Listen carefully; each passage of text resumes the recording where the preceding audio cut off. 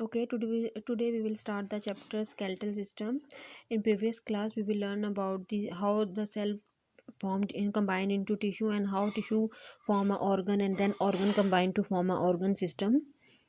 See them with the different examples. Now we will start a new system that is called the skeletal system. Think what it would be like if there were no bone in your body. आपको पता होगा कि skeletal system क्या होता है, हमारी हड्डियों का ढांचे का जो निज़ाम है, ठीक है। अगर हमारी बॉडी में कोई बोन नहीं होगी तो हम कैसे दिखेंगे। You would not be able to walk, run, sit, stand, play football. तो हम क्या होंगे, ना चलने के काबिल होंगे, ना फिरने के, ना भागने के, ना बैठने के, ना कोई काम करने की। All the bone together make up the skeleton. तो जितनी भी हमारे जिस्म में हड्डियाँ हैं वो हमारा स्केल्टल सिस्टम बनाती हैं। It is present in all animal that have backbone. जितने भी बैकबोन क्या होती है, हमारी रीढ़ की हड्डी, दिस वन रीढ़ की हड्डी जो है जिन एनिमल्स में ये होती है उन सब में स्केलेटन मौजूद होता है। It is framework of bone that help to. ये हमारी जो हड्डियां हैं उनका एक फ्रेमवर्क, उनका एक ढांचा है जो हमें मदद देता है किस किस काम में। Give strength and support to body. हमारी बॉडी को स्ट्रेंथ मतलब ताकत देता है और सपोर्ट भी देता है, हमें चलने में, फिरने में, हर चीज़ में सपोर्ट देता है। फॉर एग्जांपल द बैकबोन, जो हमारी बैकबोन है, कॉल्ड द स्पाइन, जिसे हम स्पाइन भी कहते हैं, help you to stand straight, जो हमें सीधा खड़े रहने में हेल्प देती है। Frame the shape of your body, और हमारी बॉडी को शेप भी देती है। ये देखिए हमारी बॉडी की शेप है प्रॉपर, ठीक है। अगर हमारी हड्डियाँ नहीं होंगी तो हम कैसे होंगे, अजीब से। जैसे सांप है, सांप में हड्डियाँ नहीं होती तो सांप की कोई शेप नहीं है ना बॉडी की, इस वजह से, ठीक है। तो हमें जो हड्डियां हैं, हमारा स्केलेटल सिस्टम है, वो शेप भी देता है। Protect some very important and soft organ. तो ये बहुत सारे इंपॉर्टेंट को ऑर्गन जो है उन्हें सॉल्व करता है। जैसे हमने पिछली में क्लास में पढ़ा था कि जो हमारा ब्रेन है वो हमारी स्कल के अंदर है, मतलब हमारी खोपड़ी के अंदर है, ठीक है। तो अगर ये नहीं होगी तो ब्रेन को चोट लगने का खतरा है, और ब्रेन को चोट लगे तो ये बहुत नुकसानदेह होती है। ये तो हम सबको क्लियर है, ठीक है, कि अगर हमारे ब्रेन को चोट लग जाती है तो हम लोग अपनी यादाश्त भी खो सकते हैं और भी बहुत से मसले हो सकते हैं, ठीक है।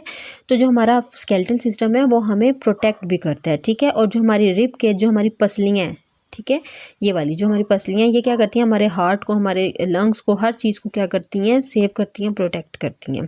सो स्केलेटल सिस्टम हमारे लिए बहुत इंपॉर्टेंट है क्योंकि ये हमें शेप भी दे रहा है, हमें सपोर्ट भी दे रहा है, हमें स्ट्रेंथ भी दे रहा है और हमें प्रोटेक्शन भी दे रहा है। तो अगर ये नहीं होगा तो हम सर्वाइव ही नहीं कर सकते, ठीक है। What the skeletal system is made up of. अब हम ये पढ़ेंगे कि स्केलेटल सिस्टम किस किस चीज़ों का बना हुआ है।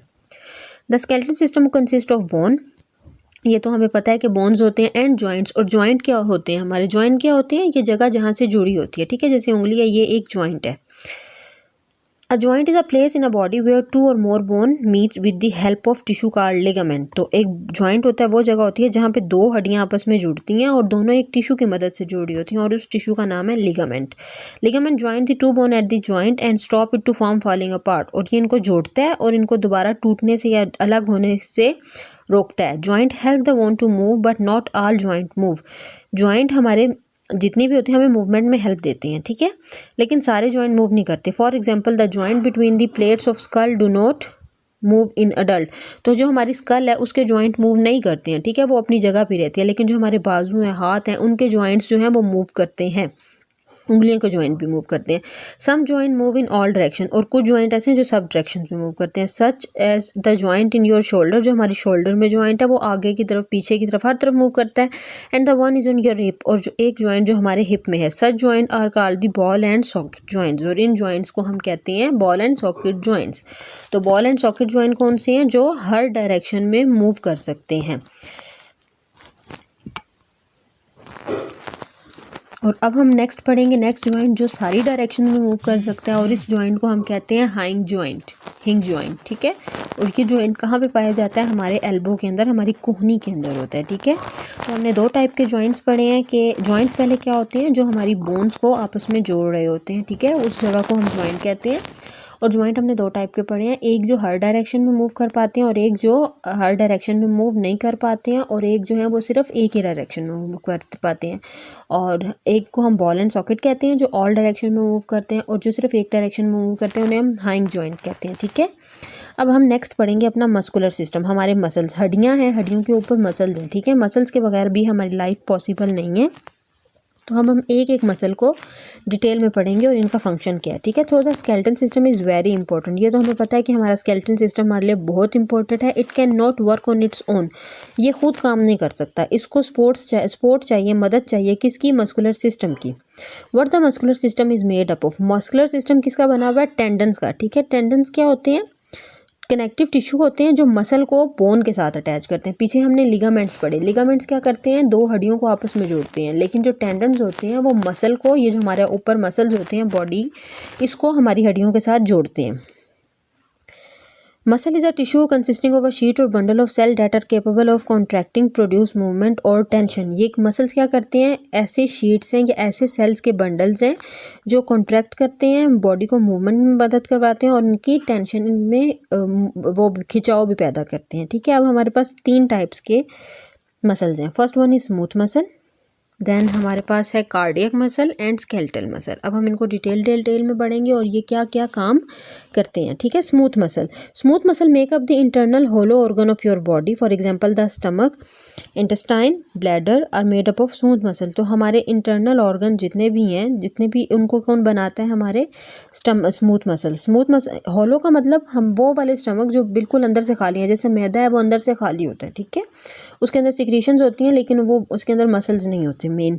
उसके बाद ब्लैडर एंड इंटेस्टाइन और हमारी आंतें, ये सब किसके बने हुए हैं, स्मूथ मसल के। Smooth muscle are also called involuntary muscle. Involuntary मतलब जिनको कोई इंस्ट्रक्शन देने की जरूरत नहीं पड़ती है, वो अपने काम खुद करते हैं। ठीक है, involuntary muscle perform their job without even thinking about it. They keep doing their work automatically. वो खुद ब खुद अपने काम करते हैं, उन्हें पता है कि ये हमने काम करना है। ठीक है, जैसे स्टमक है, उसको नहीं बताना पड़ता कि ये खाने को हजम करना है, वो खुद करता है। ठीक है, तो इस वजह से वो इनवॉलेंट्री एक्शंस को परफॉर्म करता है।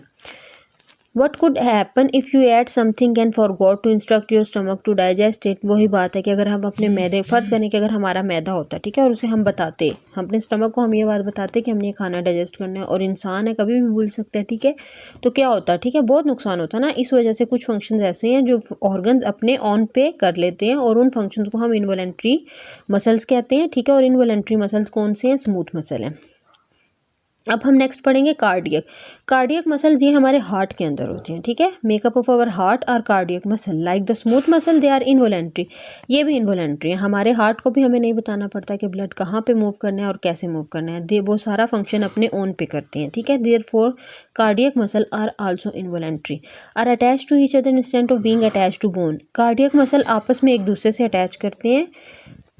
अच्छा, cardiac muscle contract to pump blood out of the heart and then relax, let the back blood into it and it has circulated throughout the body. तो कार्डियक मसल क्या करते हैं, blood को contract करते हैं ताकि वो heart से निकल के बॉडी पार्ट में मूव करे, और दोबारा रिलैक्स करते हैं ताकि ब्लड दोबारा से हार्ट में इंटर हो और वो उसकी प्योरीफिकेशन करके उसे दोबारा बॉडी में मूव करे। ये स्केलेटल मसल है, और ये हमारे पास कार्डियक मसल है, और ये हमारे पास स्मूथ मसल है। अब हम लास्ट वन पढ़ेंगे जो कि हैं skeletal muscle. Are joint to the bone by tendon. ये हमारी हड्डियों जॉइंट्स के साथ जुड़े हुए होते हैं, और किसकी मदद से, टेंडन की मदद से। Tendon are thick strands of sheet tissue that attach a bone to. अभी हमने पीछे भी देखा कि टेंडन्स वो होते हैं, वो वाले कनेक्टिव टिश्यूज होते हैं जो हमें हेल्प करते हैं जॉइंट के साथ मसल को कंबाइन करने में। Skeletal muscle are also called voluntary. अब हमने पिछले दोनों मसल जो पढ़े वो इनवॉलेंट्री थे, मतलब उनका फंक्शन हमें नहीं बताना पड़ता था, लेकिन जो स्केलेटल मसल जिन ऑर्गन्स में होते हैं उन्हें फंक्शन बताना पड़ता है। ठीक है, मतलब वो हमारी हेल्प के बगैर या हमारे बताए बगैर काम नहीं करते। ठीक है, this mean that they move when you want them to move, कि जब वो तब मूव करेंगे या तब चलेंगे जब हम उन्हें कहेंगे। You can control what they do, हम उनको कंट्रोल भी कर सकते हैं। They are make a movement possible, वो क्या कर सकते हैं, हमारी मूवमेंट हमने जब चाहेंगे तभी मूवमेंट पॉसिबल होंगी। And the work with your bone to give your body strength and stability, और ये क्या करते हैं, हमारी बॉडी को स्टेबिलिटी देते हैं। That's all for now. I hope that lecture is clear to you. अल्लाह हाफिज़।